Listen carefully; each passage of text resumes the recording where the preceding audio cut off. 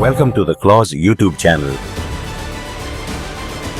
Together, we strive for a safer, secure, and more stable world.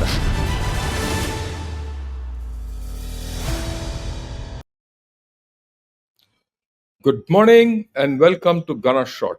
गना shot में आप सबका स्वागत है। Today we gonna look at technologies and technologies for multi-domain operations. And why I'm talking of it is, I've always spoken of multi-domain operations. I've always spoken of technologies, and we've gone through Op Sindur in our own context. We've also gone through a whole lot of issues with China in the past 4 years. And we have the experience of the Iran and Israel war with America throwing in. So at this point, I think it is only fair that we revalidate what our thoughts are, or theoretical thoughts are, and correlate it with what's on the ground and see if these theoretical thinking is actually applicable on ground. And then, of course, we'll see, does this correlate with what the government of India is thinking, right? That's the way I'm going to go about doing it today. And as we go along, as days pass, and some initiatives are taken, and they are being taken. We are going to discuss as to how to, um, actually convert all this on ground and how to realize it on ground.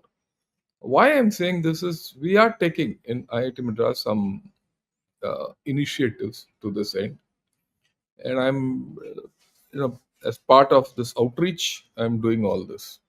So that's the way things are, and let's start the whole story. Okay, but first we need to understand our own, operational settings and see what has happened. And after all, when you talk of multi-domain operations, you can talk of what's happening in Ukraine, what's happening in Russia, what's happening everywhere. But we need to figure out actually what's happening in the India-China context and in the India-Pakistan context. And of course, the fact that there's going to be a joint collusive effort from both. And that is the important thing which I want to, focus on. Right.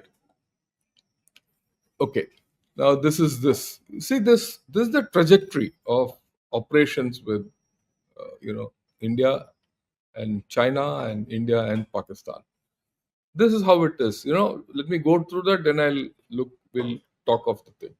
2017, we had Doklam. It was a sharp, short confrontation. I wouldn't say non-violent, but it was definitely without arms, right? And it lasted for about 5-10 days, and then the after effects are long. Then you had the Galwan, that was in 2017. From 20 to 24, for 4 long years, you had the Galwan, Kailash, and Eastern Ladakh operations.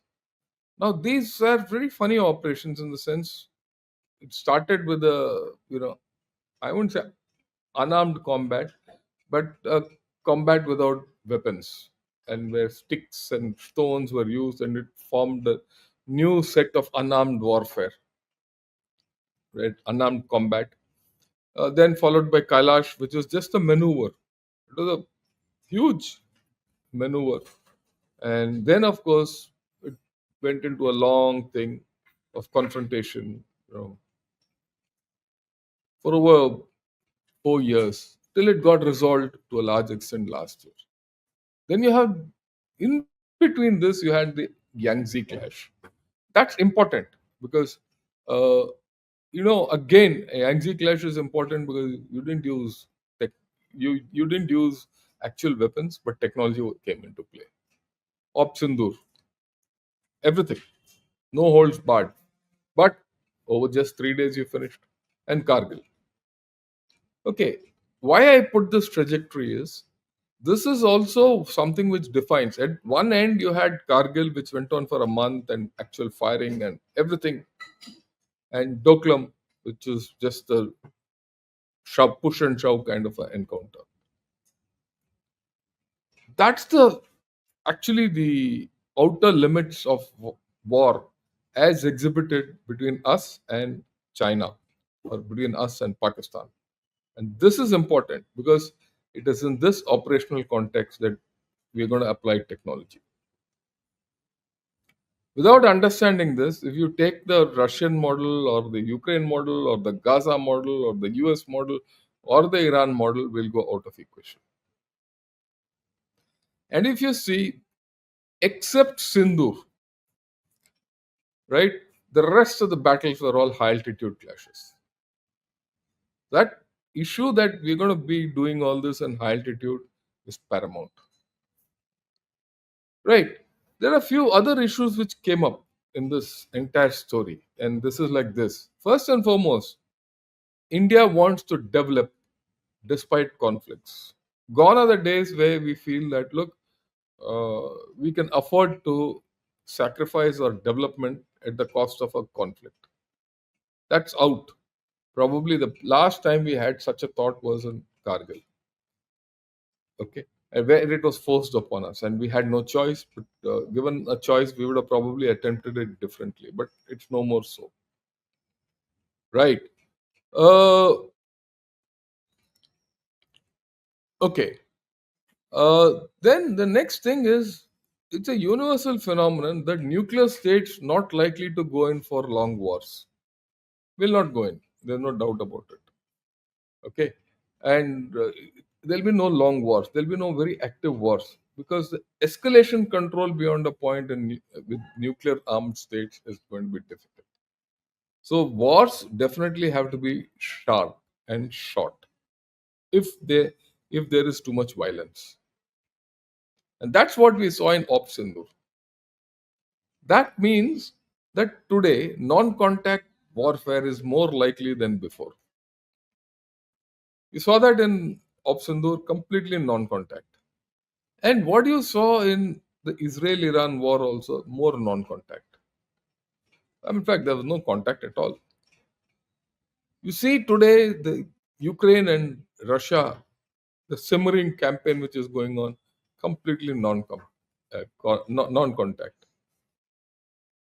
Actual combat is hence likely to be short, right, and more intense with Pakistan.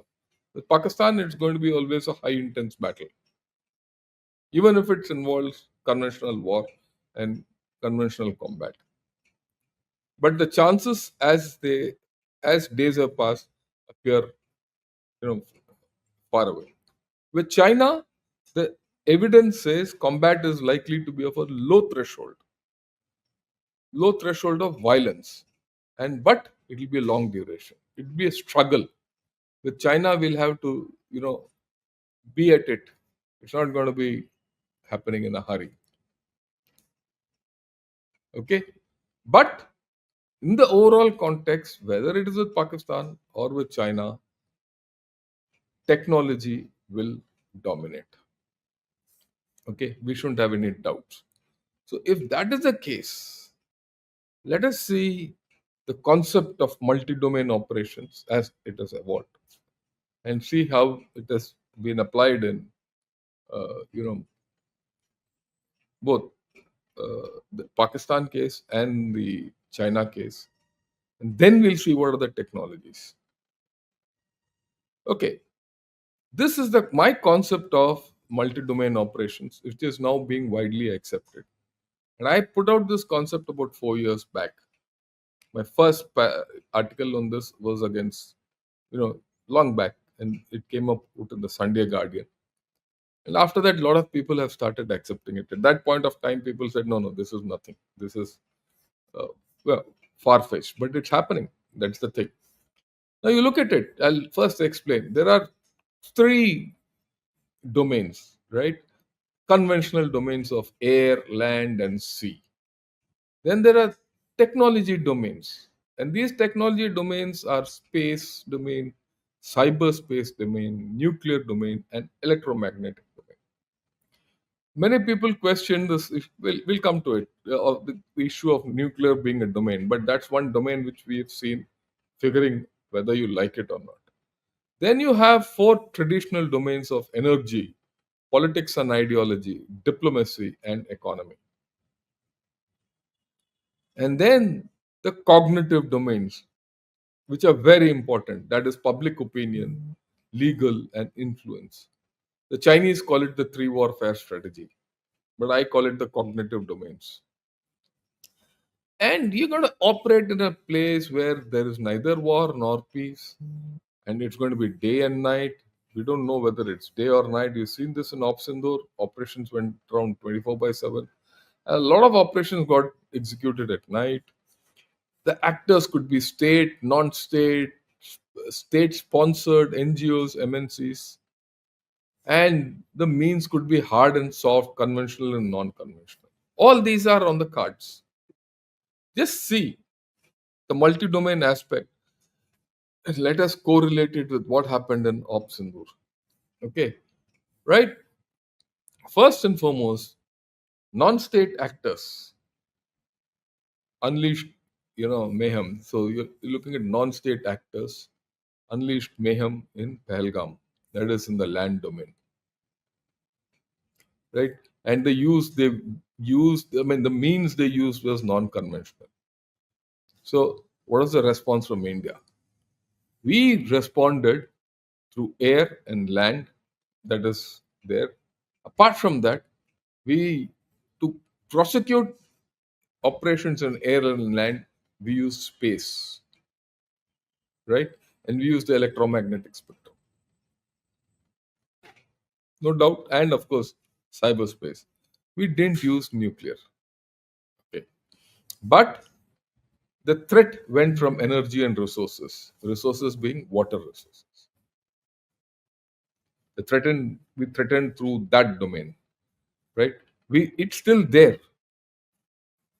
Then of course we use politics, diplomacy, and economy. Because when you say economy, exports, imports, overflights, all this contributes to economy, all this. Then we went into a heavy public opinion issue. We also went into legal issues of IWT, legal issues of pertaining to terror. We tackled all that. Then we built up a heavy public opinion campaign that look, we are going to do what we have to do. The Prime Minister came back from Saudi. All this was there. And then the influence campaign. Pakistan also did the same thing. In fact, Pakistan used the nuclear card. They did try to come through the nuclear domain. It didn't work. That's a different story, right? But the cognitive domains worked and they used China also into it. But the thing is that, uh, in the case of Pakistan, their responses lagged the domains. They were really not multi domain. They couldn't obviously respond economy, but diplomacy, they did. And the diplomacy worked post Op Sindur. I mean, we have to understand, right? Ideology, heavy on ideology from Pakistan, right? Their public opinion, legal and influence and collusive support from China was very high. And they also responded from the air and land. When I say land, cross border firing. The sea factor was largely left out. The space they borrowed from China. Okay. And cyberspace they used. So you see, this was a multi-domain warfare. Same thing. You apply this in the Iran context, Iran-Israel context. There, the nuclear domain played up huge, and we discussed it, right? And so that is important. Equally important is the issue of public domain, legal and influence. That rule, and it still rules. And if you see, again, there, air was the main domain of violence and violent operations. Land and sea didn't play a part. Sea played a part from the US mobilization of forces, but not land, right? But the rest all worked. And today, if you see the Russia-Ukraine war, it's even further constricted because economy is virtually out of the table, politics is sidelined. They are only largely working non-contact through air. Land battles have dwindled. Yeah, public opinion, influence, and all has ossified. So it's gone into a desultory kind of a mode with no end. And that way you can fit anywhere you want, whatever you want, this model into any other thing. But one thing for sure out of this is that space, cyberspace, technology, nuclear, and electromagnetic spectrums, that's the technology domains have started manifesting themselves. They play a huge part. Okay. And the cognitive domains have come to themselves. Without a cognitive bias to the whole operations, you can go nowhere. So technology content has increased. Even to prosecute war through air, land, or sea, you need technology. So that is important. You don't have technology today in multi-domain operations. I mean, the era of multi-domain operations, you're going nowhere. So this is the first thing which we have seen. Okay. The next thing, very important here, legacy systems like tanks, artillery, aircraft, and infantry, and the hardcore, which we think the teeth of a nation, right, are might not be used. It might not be used in our context, right? But they will be used for posturing. Remember that they'll be posturing, and if at all they come into play, they have to be telling. They have to be high tech legacy systems. There's a lot of thrust on increased domain awareness. Domain awareness is the thing. After all, you heard General Rahul Singh saying that look, we were fighting against three adversaries, and the Pakistanis were getting live feed of whatever was happening.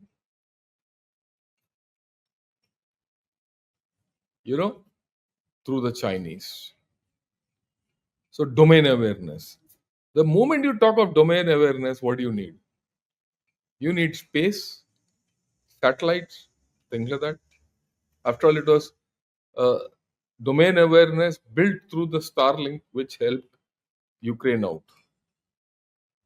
You need UAVs in a big way if you want to increase your domain awareness. That kind of domain awareness, incidentally, in Op Sindoor didn't play out too much. Though UAVs were there to help post-strike damage assessment and things like that. But I thought a lot of UAVs were flown, no doubt about it. But to get domain awareness, they were not really put into play. Really, that's my view. Then you need networking and AI. Very important. What helped us in Op Sindoor? Networking and AI. Akash Tir, right? IACCS, Integrated Command System, Command and Control System. The meshing of that through networking, very important. But the fact is that the moment you have networking, there's a counter through cyber. But it's a technology, we'll talk of that. And then the narratives, public opinion, things like that. Yeah. So this is a ongoing thing, right? You need technology. Then what are the future weapon systems? in battle. You need UAVs, definitely. When you say UAVs, loitering systems, whatever, for many, you need for many purposes, logistics, UAVs, you need a whole lot of UAVs. You need rockets and missiles, without doubt, whether it's ground to ground or ground to air or air to ground or the whichever way you want to put it, ground to air. You need you need to control digital in space, and this is what has come out from our operations. And it is not now. These issues were there during, uh, you know, mm, Eastern Ladakh also. When I said digital in space, let me explain. During the operations against, China during the Eastern Ladakh days, I remember. In fact, I have that picture somewhere. Maybe someday I'll show. China had put they had come up to finger five. They had come up to finger five, and if you go back, there were four fingers, 8, 7, 6, 5, 4. 4 was our post. They had come up to 5, whereas they were supposed to be behind 8. That's where they are now. They had come to finger 5, and on finger 5, what they did was they put a map of China. They put a map of China and picked it up through a satellite image and broadcast it to everyone. Look, this is China. They used digital and space to claim territorial integrity over that place. And this is something which I will show one of these days. I've got hold of that map again. I've got hold of that picture once again, and I'll show it to all of you. The interesting part is, this is where we have to be proud of ourselves, that China had to go back from there, wipe out that part where the Chinese map was there on ground, and went back. They went back. They had to go back. They had no choice. Okay. This is something which we need to understand, that future is going to be a lot of domain awareness, a lot of futuristic weapons. And these are all technology heavy. Okay. So it is in that context you have to understand. Look, this is what I tell people. When you say communication technology, it's just not one issue when you say communication technology. It has voice communication, it has data communication, it has EW. When you talk of armament technology, you talk of guns, rockets, missiles, tanks, machine guns, grenades, ammunition. Or sensor technology means radars, lasers, thermal imaging, surveillance, sonar. A whole lot of sensors are there. I've just listed out a few aspects of technology, because each system is a technology by each kind of a technology is a system of systems, right? Defense technology is a multi-speciality field, and each system is a system of systems. And in this, you'll find dual use is the name of the game. If you go back in this, I'm talking of even habitat technology. You have a look at it a little closer.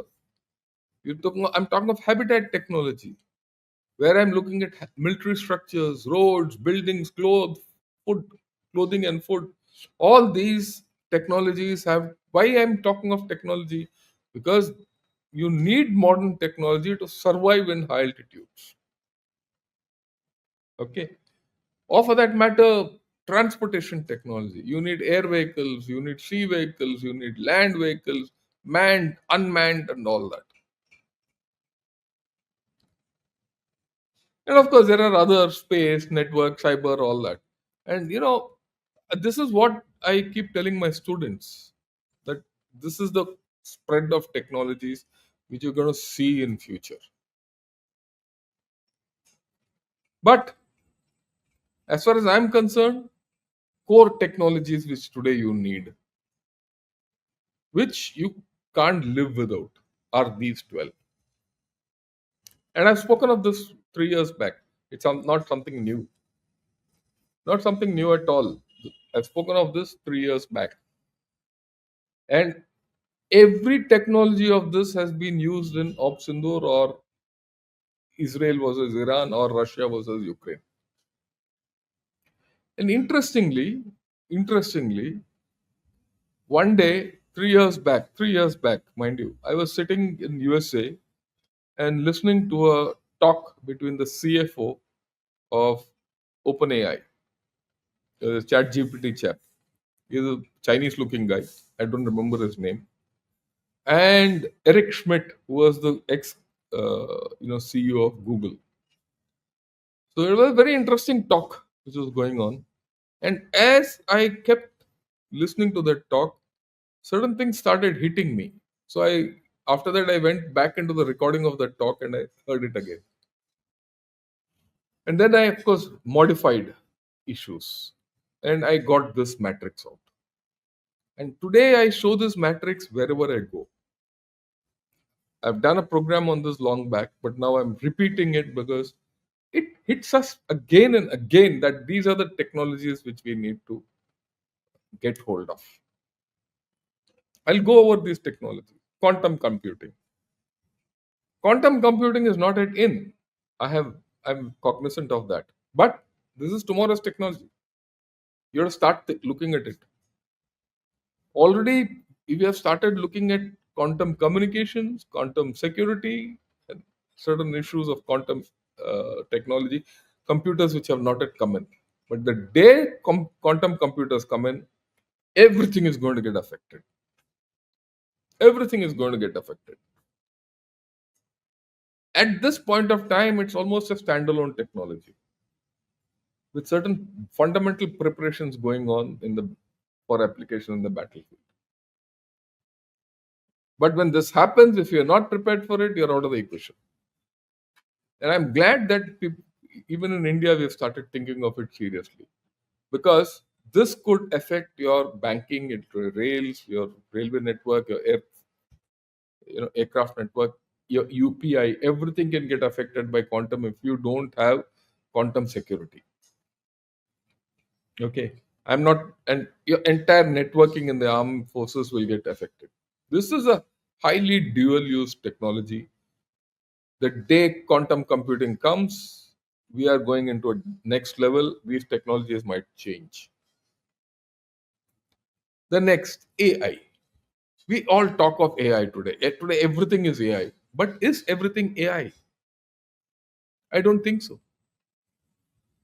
A lot of is only fundamental, machine learning in its basic sense. Those of you who know technology will understand what I'm talking. Everything which is fundamental machine learning is being peddled off as AI. But having said that, do we need AI? Of course, you need AI in the battlefield. You need it for domain awareness. And I'll talk of domain awareness some other day. You want to do computer vision. What is computer vision? The ability to, you know, uh, analyze satellite images, UAV images, and ground troops, what images they give you, stitch them together. You need computer vision. And if you need computer vision, you need AI. There is no other way you can do it. And I'm talking to you with some experience. I mean, let me put it to you. Uh, I'm more into technology than geopolitics, but I talk more of geopolitics than technology. That's the thing. I don't talk too much about technology. I do technology. I know something about AI. I can't write a code, but I know how to apply it. And I have a couple of PhD students under me who are working on certain aspects of AI. I'll talk of it a little later, some other day. I'll get my friends Harimohan Singh, Harimohan Iyer, and Rajiv Narayanan will all sit and talk of this very matrix. I'll talk in a different context. Give us a few days. We'll come back. Right. So we are talking of AI. right? Now, AI, large language models, computer vision, and uh, what I'm saying is large language models, computer vision demands a separate AI. Large language model different is a separate kind of a AI.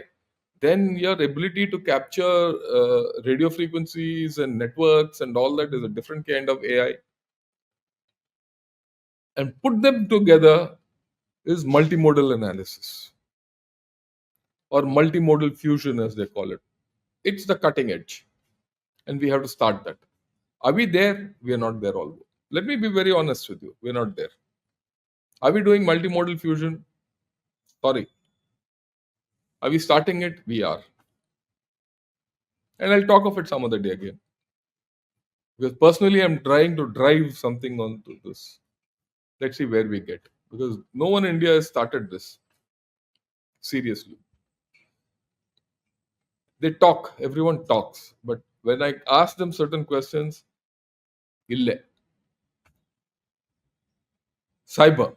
Everyone knows about cyber. Cyber is a technology which is evolving at speed. Cyber and communication technology is evolving and networking is evolving at speed.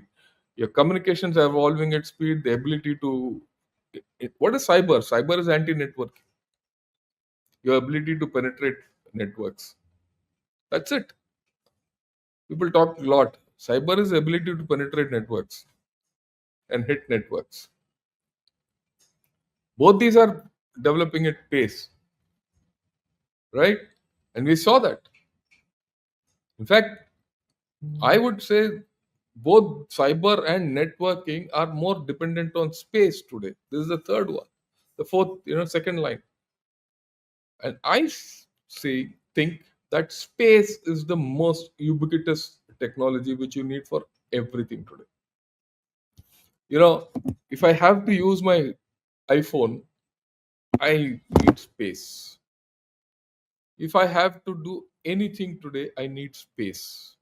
Without space, I'm going nowhere. Okay, that is the crux of the whole story. You want to communicate, you need space. Now, space is a different thing. I can talk of space some other day, and I can tell you what's happening in space in terms of many things worldwide and what's happening in India. We'll talk of it separately if you people desire to this thing, because it all depends on how much you respond to me. Okay, right now the response is not great because everyone wants action. They don't want to put in the hard work. So space is important, right? In which case you need space programs. Are we there? Definitely we are there. We've got the fourth best space program in the world. No one can touch us there. I mean, we are one of the few nations who has gone to Mars and gone to Moon. Are we exploiting it enough for military? Not yet. Are we going to do it? Yes. What are the issues which we have done? We've got some fantastic capabilities. We are privatizing space. Right? We are privatizing launching space vehicles. We are privatizing launching of satellites. You're building satellites, building launch vehicles, and cryogenic engines, all that. We're privatizing it. We're going at a pace. If there is one domain where the civil sector in India is going to explode, I will not say it's exploding today. Maybe in about 4-5 years you'll see this exploding. I am very confident of it.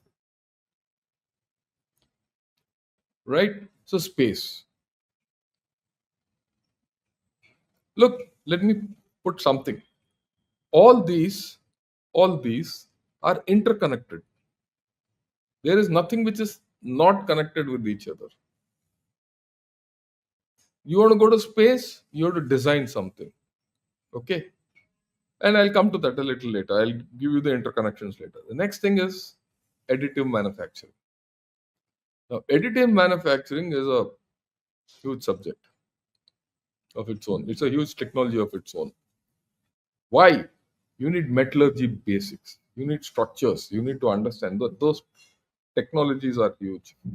And you need to understand these basic materials and structures and everything for different altitudes, different battlefields, different environment. That's very important. Dissimilar metals. Okay. It's very tough. And let me put it, high altitudes and space are the toughest environment where technology, you need technology, but very difficult to apply. Are we doing something in this? We made great strides. Let me tell you this. In the past, just 3 years, just 3 years, the amount of progress I have seen in IIT Madras is phenomenal. Today there is a thing within, uh, you know, I mean, I'm not talking of military, I'm talking of civil. If today you have a fracture, say part of your skull is gone, but you're still okay, if that has to be patched or rebuilt part of your face, you can do it through additive manufacturing. It's being done today. There are surgeons from reputed hospitals who are involved with our additive manufacturing capability. They come and we make parts of the body to be put on people. It, metallic, of course. And those metals have to be non-reactive with the body, absorbable with the body, thing like that. I wouldn't say absorbable, mesh with the body. At the same time, today have the capability of carrying out additive manufacturing, design of rocket engines. Designs of rocket engines are semi-cryogenic engines are very complicated. Normally, in the olden days, to machine forge a semi-cryogenic engine would take about a month or two. In fact, in my younger days, it would take 6 months with a lot of failures. Today, we have the capability of doing it in 72 hours, additive manufacturing. I've given you two different stories, and this is not international, this is local. But can we actuate it across the board for many things? Is the challenge with us. Our challenge is not that we don't have technology, our challenge is to propagate technology and implement it on ground. I would say other countries are probably a little ahead of the curve, right? But we are not too behind also. Then, of course, semiconductors. Uh, I didn't know till a little while back that we are a fabulous semiconductor power. Hey, what is this fabulous semiconductor power? That means 20% of semiconductor designs are being done in India today.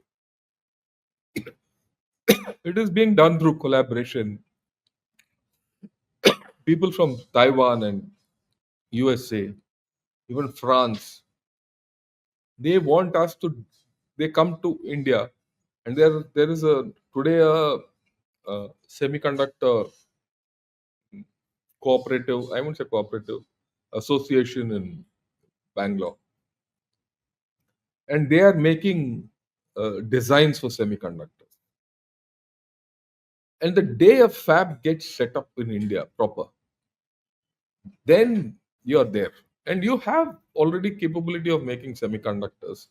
I mean, you for every application you don't need 3 nanometer kind of a semiconductor. There are enough which you can use. We are a software power. I yesterday also said this. We are a software power. Time to become a hardware power. And these are sunrise technologies: additive manufacturing, semiconductors. These are fundamentals. Okay. To in a perverted manner, in a loose manner, semiconductors also additive manufacturing in some manner. It's lithography and all that, but I'll not go into those. I won't go into the technology technical part of it, right? So semiconductors is something which we need to focus on, because with semiconductors you build a lot of items. We have the capability to build our own processors. Incidentally, energy, very important. You need energy for everything, whether it is lithium ion technology, hydro technology, uranium technology, thorium technology, nuclear energy. For everything you need energy. On the battlefield you need a lot of energy if you want to put a lot of technology, but energy comes with a cost. Energy increases your logistics, energy increases environmental problems. Your footprint goes away through energy, because every diesel generator which you run in the battlefield is potentially a target. And look, let me start with energy. You need to communicate, you need energy.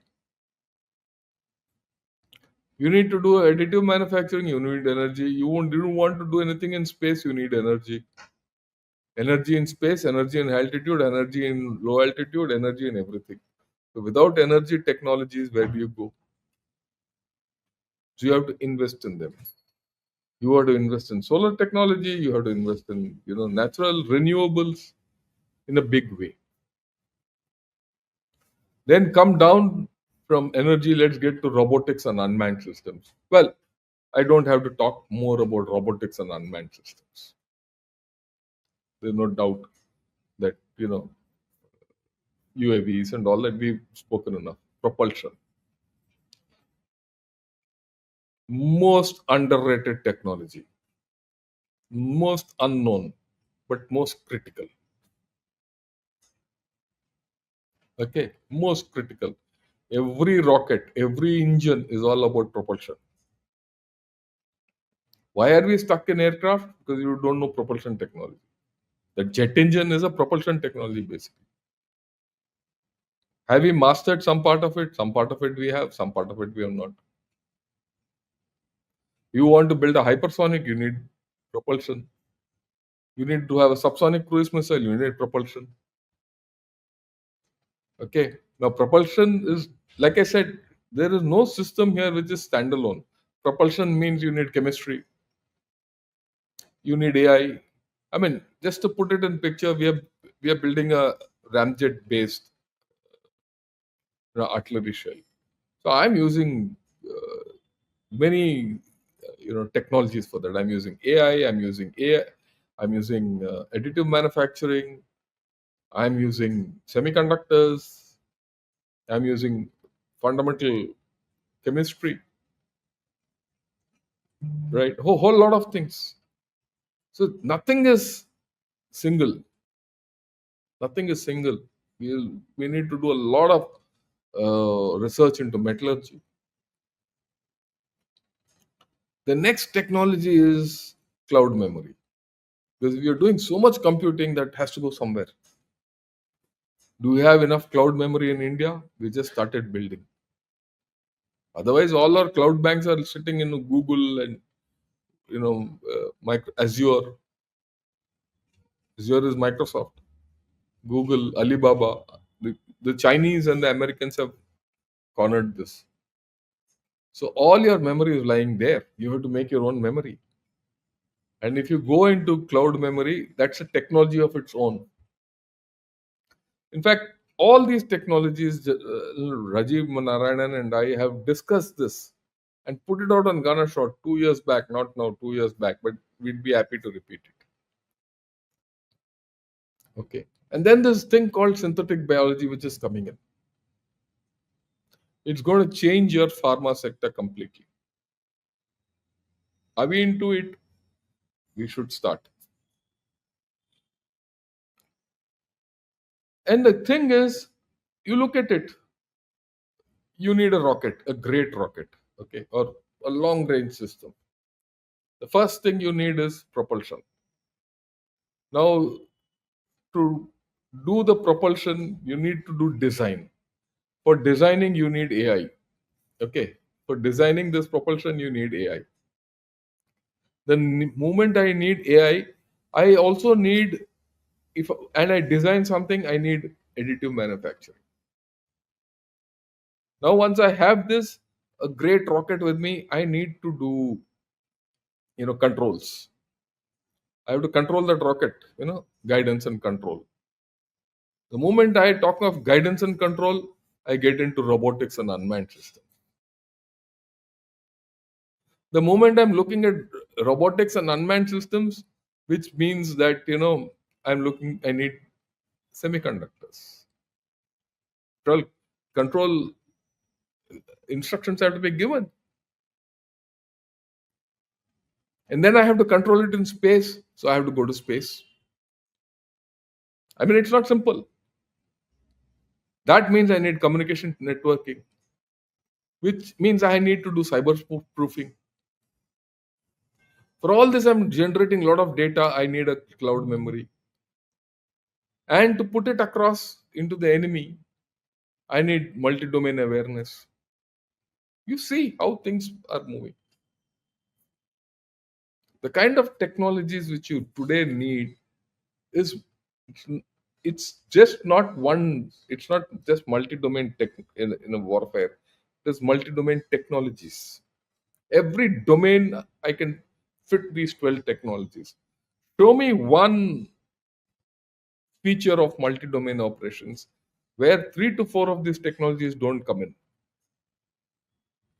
And this is what I've been trying to tell everyone.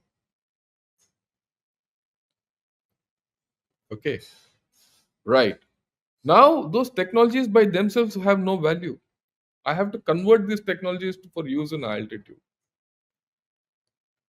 If I need battlefield transparency, I need space technology. That means I need to see into the enemy. I need to see it from space, which means I need GIS, I need unmanned systems, I need night vision sensors, I need AI, and these are all technology. All these is like a woolen ball. If I need reach, which is range, I need propulsion, unmanned systems, control, and guidance. And to apply this reach, I need battlefield transparency. And then I need to be precise. So then I need communication technology to be precise. I need fiber optics. I need cyber technology. I need AI. So I get back to that matrix. If I need energy, I need renewables. I need fuel cells. I need space based systems. I need nuclear systems. Everything is connected. So, and every technology has to be applied in the right measure in a particular system. But you need core understanding of this technology. Do we have that core understanding? Yes. Do you have the ability to convert that core understanding into something? Not yet. Some we have done, but my view is we have a long way to go. Same thing, I could talk of mobility where the lightweight materials are required. So, lightweight materials, additive manufacturing, all this comes in. You need infrastructure and right to go up. Mobility means roads. You need permafrost technologies because most of our battlefield and altitudes in permafrost. You need engine technologies because engines behave differently in high altitudes. Engine technology itself needs something different. Okay, then you need to survive there. You need individual protection, you need collective protection, you need medical technologies. That's why synthetic biology comes in. And then you need weapon protection because weapons are to be protected, which means anti drone systems or whatever. And that means technology is related to robotics and this. So it's complicated. You need to understand technology to make this happen. For us, the linear model has failed. You know, either you go through the DRDO or the OFB, PSUs, that's not work for major technologies, or you import. It's too costly because technology which you make is cheap, technology which you buy is costly. And secondly, whatever technology that fellow gives, you have to lump it. Look, the best technology, always say, the best technology is the technology which wins you wars. It's not what you buy. It could be the cheapest technology and the oldest technology. If it wins you a war, that's the best technology. Right? No one believed in Akash Tir. Akash Tir is basically a very simple thing of communication and networking. But it won us Op Sindur. So the armed forces have to go into a radial mode of functioning. Right? It's no more just DRDO and DPSUs. They have to look at industry, they have to look at startups, they have to look at academia. This is somewhere, these three is what I'm trying to do actually. You look at ISRO, you look at DAE, you look at CSIR, you look at the government and media. These have to be driven by the armed forces. The government by itself doesn't know. The government might have the intent. The government might give you funds. They might think. But the system has to be driven by the armed forces. And for that, you need civil military fusion. Many times, why I said the armed forces have to drive the government, because the government doesn't move otherwise. In our system, okay, the DSC tomorrow gives you a sanction to buy a weapon system. After that, they'll sit quiet. You have to push the government.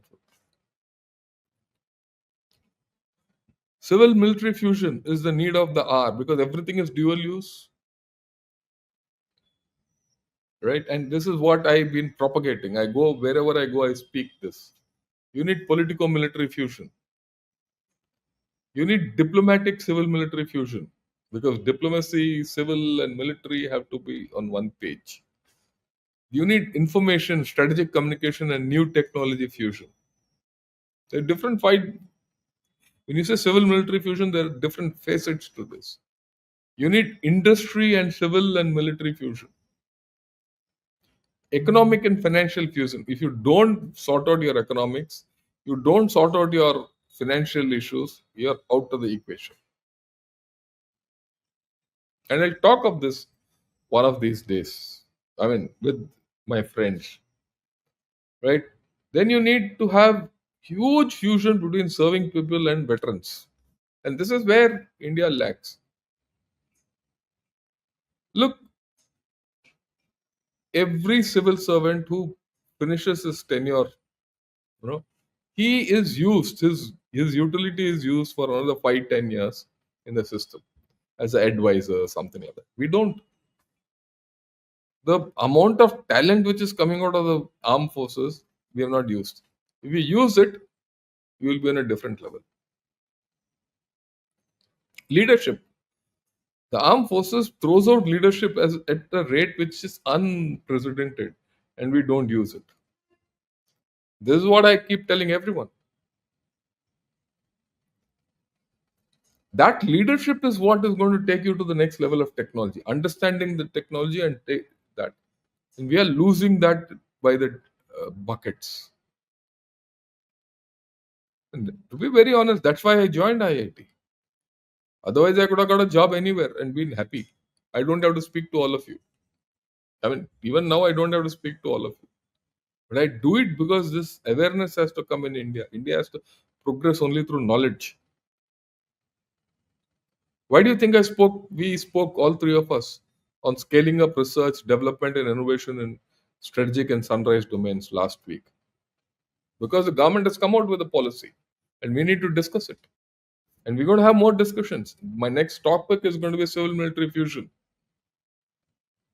Okay? We're going to talk of all this. Three of us going to come and talk. After all, all three of us are together in IIT. We are doing everything. So we need to talk. We are working on many projects which are very important for the nation and for the armed forces. And we'll talk of this to you. Because the war doesn't come every day. But this comes day to day thing is important. In a meal, it's not the sweet which is important. It is the basic protein which you eat, the basic dal chawal, carbohydrates which you eat. That is important. and cooking it is important. That is what we're going to try and talk to you all about. Okay, this is the, there's a very good uh, initiative by the government for improving the research and development capability in India, getting startups into it, getting small players into it, giving them loans, invest into technology, and convert this technology into something big. And we're going to see how to do this. It's nice to talk, give programs, and all that. How do we actually achieve it on ground is what I'm trying to do. And we'll attempt it. Tomorrow, we shouldn't be a case where we have failed due to lack of attempt. So we'll do that. Right.